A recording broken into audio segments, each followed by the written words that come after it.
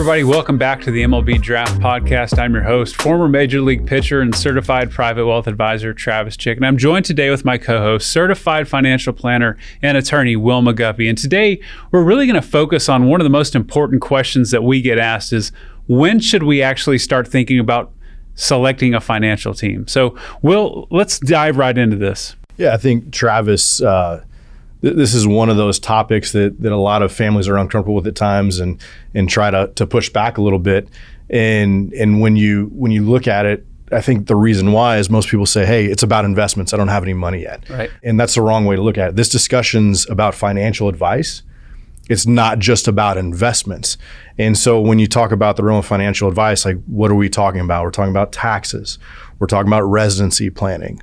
We're talking about signing bonus structure, insurance, business formation, and then recently, because of NIL, amateur athletes, before they turn professional, right, they have financial advice that they need professionals and experts to look at. What kind of financial questions should we be asking, or should we be looking at if you're a family and a professional or future professional athlete? Yeah, no, great question. So I think really it's helpful to bring to context and just understanding that, you know what, it's not uncommon to think, hey, I don't have any money, I'm going to wait till I actually do to make this decision. Yeah. We hear in our industry all the time, agents will tell players, hey, you haven't even been drafted yet. You don't need a financial team. So just understand that we recognize that and it's real, but there's some things in our landscape that have really shifted when that decision should happen. And you talked about NIL money. Yeah. For us, one of the things that we look at with players right now so much centers around things like taxes and residency. And why? Because taxes are the greatest deteriorator of your wealth.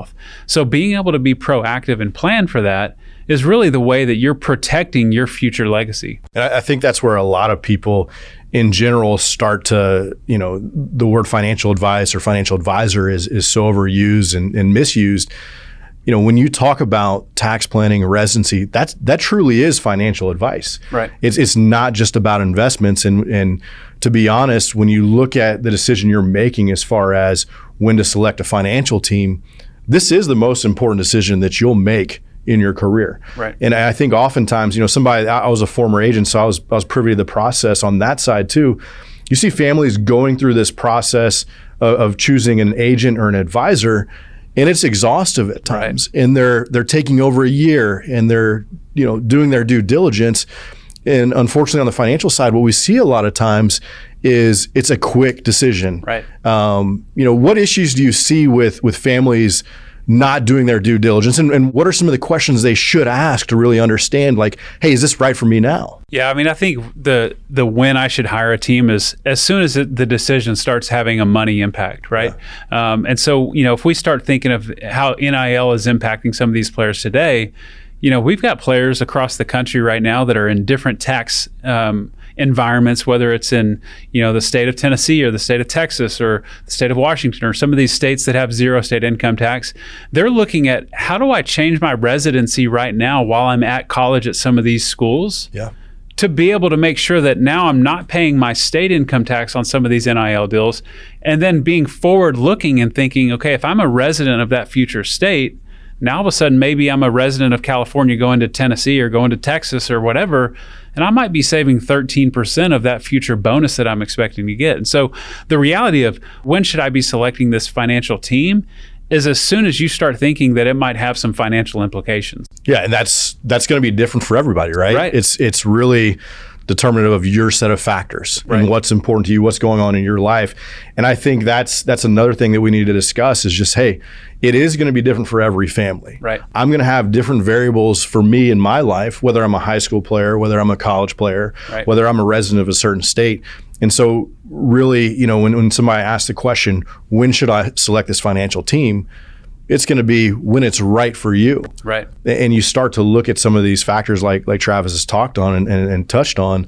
That's how you should start saying, all right, let's go through this process. Right. Let's look for experts and people that understand residency and people that understand taxes and taxation as an athlete versus just distilling this conversation down to investments. Yep. Now, when we talk about when to select a financial team, why is waiting until after the draft bad? Why is waiting, and just making a quick decision? What's wrong with that process? Well, I think everybody, if we back out money being an issue, if we start thinking about making reactive decisions just as humans, right, we're pretty bad at making reactive decisions.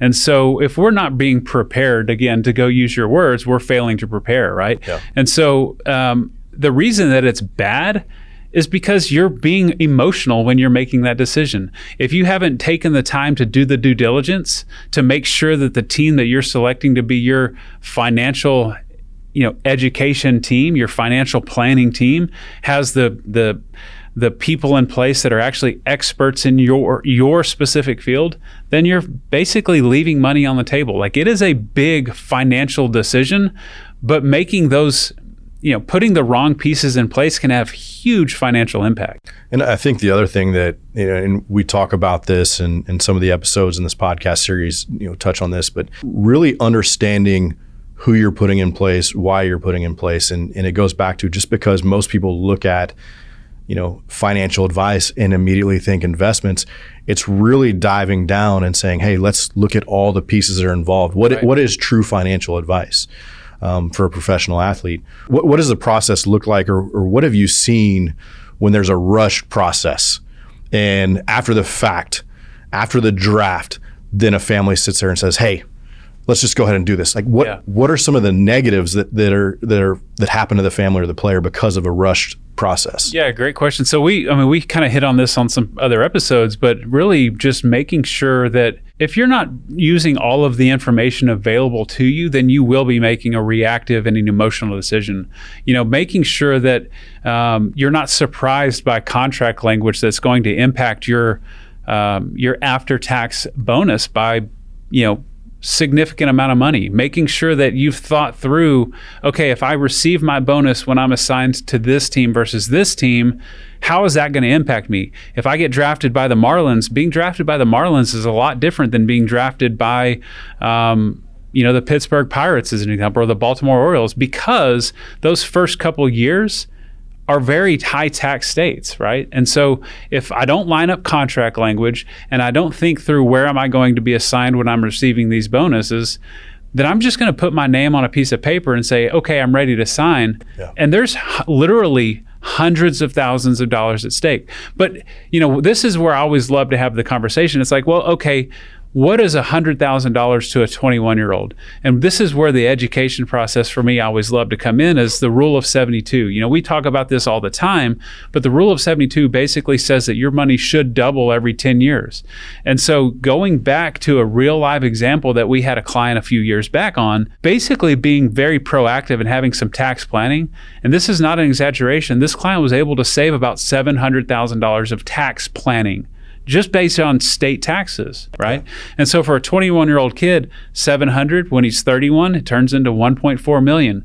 When he's 41, it turns into 2.8 million. When he's 51, you can just see these numbers, like the impact is real. So getting it wrong out of the gate can literally have generational impact. And I think when we talk about that process and that client that went through the draft and understood the language and the residency and things of that nature, it's not, hey, I've got my financial advisor on one side of the table and my agent on the other. It's a collaborative process. Right. It's a process where we're sitting there looking and saying, hey, a couple months out, what does this scenario look like? Right. That's the type of planning that we're having and the discussions we're having, because it goes back to, what are you an expert in? What field are you an expert in? Right. And those teams need to work together when you're talking about working with a professional athlete. Yep.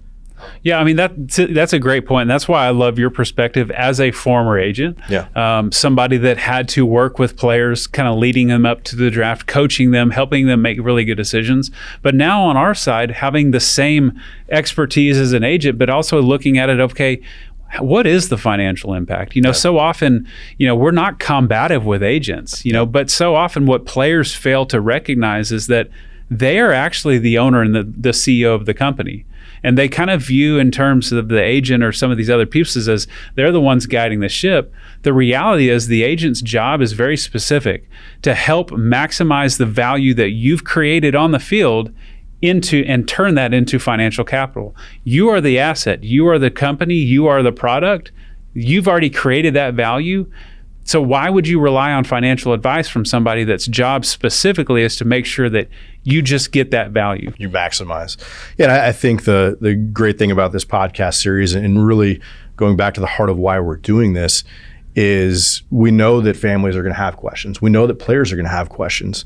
And we want you to reach out to us and say, hey, is this something that I should be thinking about now? Yep. Or reach out to us and say, hey, this is what's going on in my life.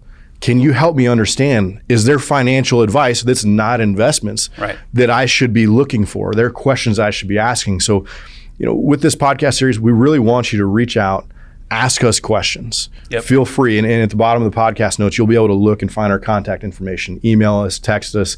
If there's something you want us to discuss on a future podcast, please reach out to us and we'll talk about that. Do you have any final, information that you want to pass along about, hey, when should I select a financial team? Yeah, I mean, I think I go back to as soon as money matters. As soon as you're making financial decisions, whether it's through an NIL deal, whether it's thinking through how is contract language going to impact me, am I going to be a professional athlete? Yeah. If some of those boxes are checked, that's the time that it starts to saying, hey, I should probably start thinking about hiring experts who understand my situation and make sure that I'm prepared so that I don't make an emotional decision on draft day. Yeah, that's great. Great insight, Travis. I appreciate that. Yeah. So with that, guys, like Will said, we'd love for you to connect with us, but stay humble, make an impact, and always be a pro.